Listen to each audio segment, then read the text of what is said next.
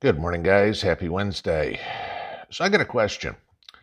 Are we, the West, primarily the United States, foregoing our own safety, our own defense, to defend Ukraine? I mean, this is where it's getting to, guys. Now, to give you this, Ukraine as a country, landmass, is about the size of Texas.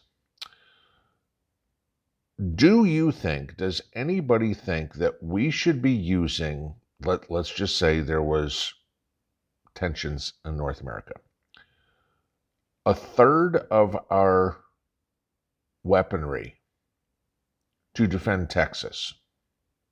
The hell with California, the hell with Arizona, the hell with New Mexico, and the hell with the entire Canadian border. One third to defend Texas. Probably not, okay? Except that's what we're doing with Ukraine.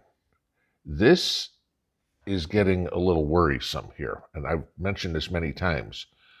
Biden and his giving away stuff and needing a war because his domestic policy has, I can't even say failed so miserably. I mean, it's been such a disaster that I don't even have words for it. Okay. So Biden's now looking for something international to prop himself up with, to find a success somewhere. And I mean, Joe's the only one that can pull failure out of success. All right. He's, this is turning into a massive failure. Well, here's the problem. Joe and the U.S. want this war so bad, the U.S. administration, okay, the Biden administration, not the U.S. people, that's for sure, want this war so bad, they have supposedly taken control of it.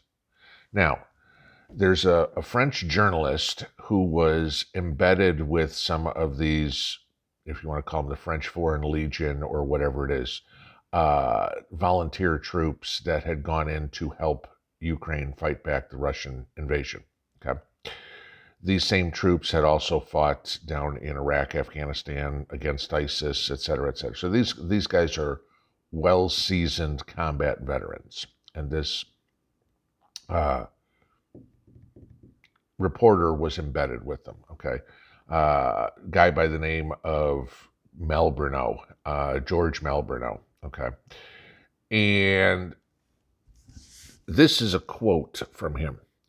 "And who's in charge? It's the Americans. I saw it with my own eyes. I thought I was with the international brigades, and I found myself facing the Pentagon." Okay? If the Pentagon's running this whole thing, we have a big problem, because this now gets into literally the U.S. is at war with Russia. Nobody will say that. I will. Okay. But that's worrisome to hear in the first place. So now, this is what I talk about on the other side about defending Texas. Are we giving up our military, our weaponry that we're supposed to use to defend ourselves in defense of another nation for free? Okay. Now I'll give you these. These are some figures. So far, the United States has already given Ukraine 1,400 Stinger missiles and 5,000 javelins. Okay? Just in missiles. Now, I want to give you this as something here. We're not the only one doing this, okay? The Germans have given the Panzerfaust 3, which is an anti-tank weapon, to Ukraine. The Swedes have given the Carl Gustaf, which is an anti-tank weapon. So the Ukrainians are a flood with anti-tank weapons to use here. Now, like I said, we have given 5,000 javelins so far. The javelins started in production in 1994. According to Army records, there have been 37,739 javelins produced ever. Okay, so in almost 30 years.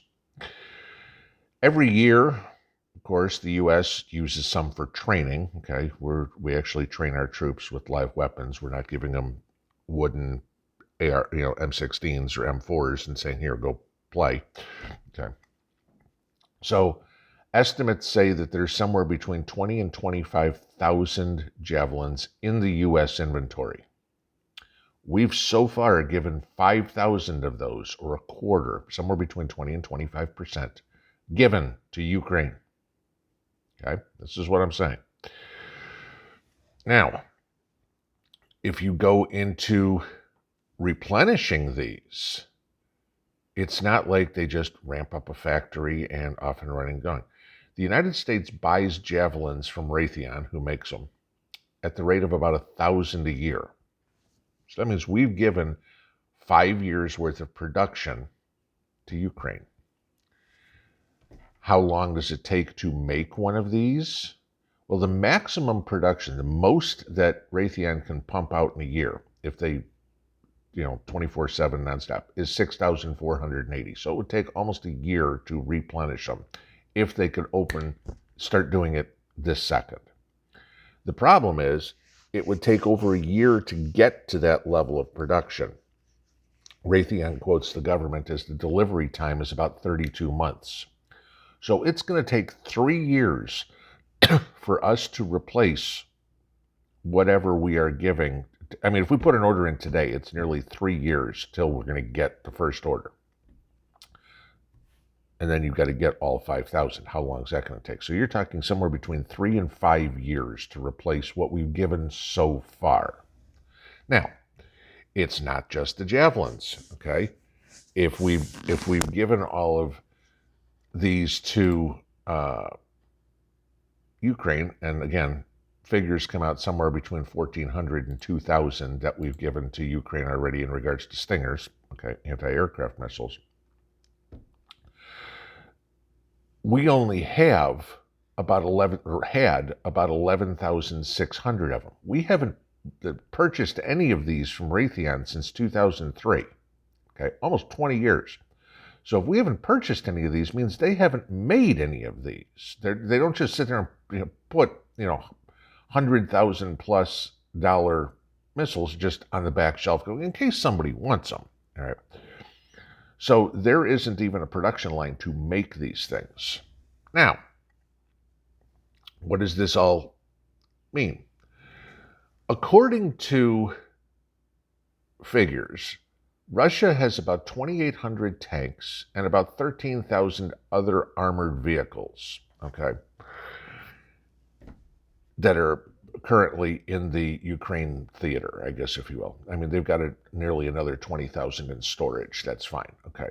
But so right now, little short of 16,000 that they have.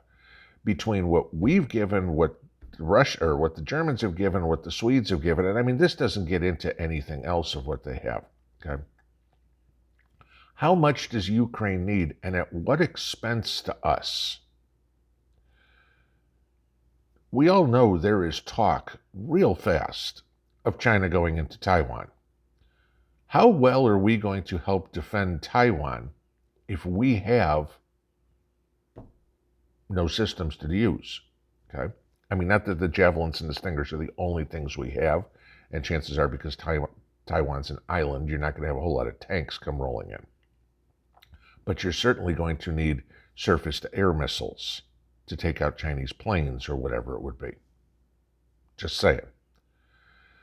If there's any attack on the United States going forward, remember, like I said, 3 to 5 years to replace this. What opening does that give for any adversary to come into the United States and we have no way to defend ourselves? China's training in Canada, right? The Russians are training in South America. And we have no way to stop it. We're coming up on tax day, guys. This is how the Biden administration is paying or spending your tax dollars. Our safety is getting lower and lower and lower because of one man's, one administration's desperate attempt for a win somewhere.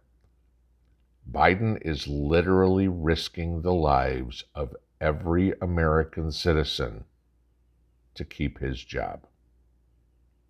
Think about that. Pinball out.